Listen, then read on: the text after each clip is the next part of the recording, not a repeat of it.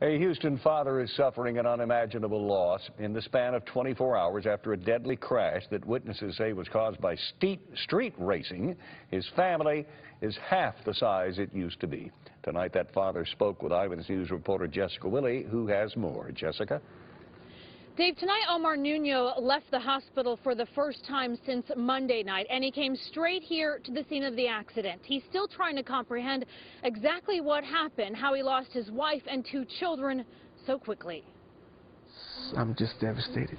Omar Nuno's pain is unimaginable. In just seconds, Monday afternoon, his family of 6 was reduced to 3. My daughter was it was just an angel. My kid was just barely 14. And my wife was my love of life.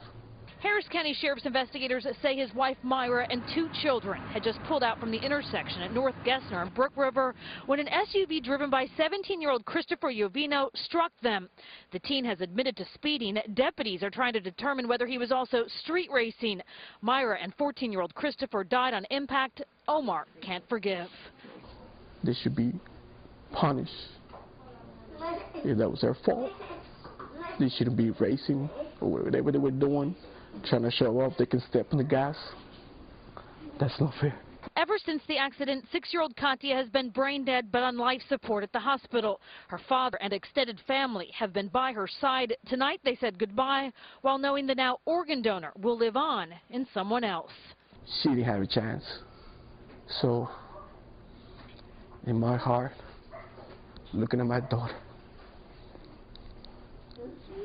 it's just a gift for God, just like somebody else can have a chance. She didn't. Someone else will. The family is donating Katia's liver and kidneys. They hope to one day meet the organ recipients. Nuno says he now has to focus on his 2 other children. Meantime, the 17-year-old driver in the accident has not been charged with a crime. The Harris County Sheriff's Office is still investigating. Reporting live tonight from Northwest Harris County, Jessica Willey, 13 Eyewitness News.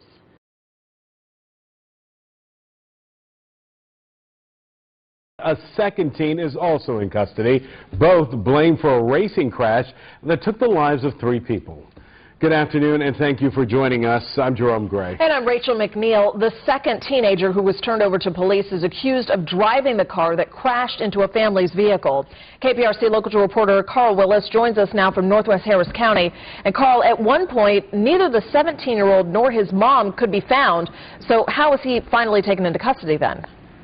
Well, after meeting with a bail bond agent, we're told that Jovino, who was involved in a wreck that killed 3 people, turned himself in. But because of the delay and the mystery surrounding his whereabouts yesterday, he's now being held without bond.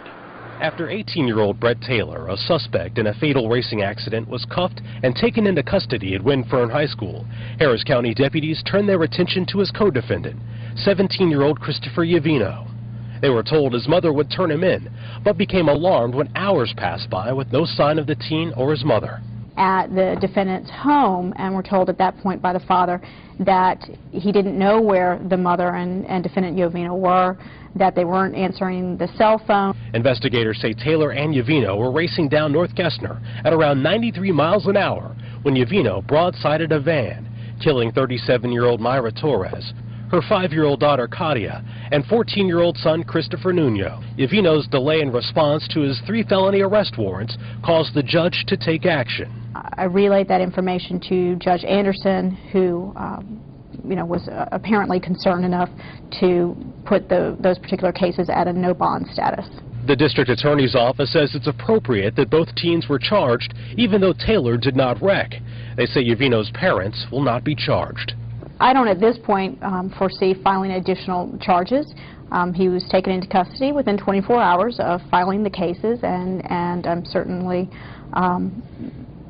glad to hear that he has been taken into custody. Now, at last check, Taylor had already bonded out. As you saw, he was arrested at his school.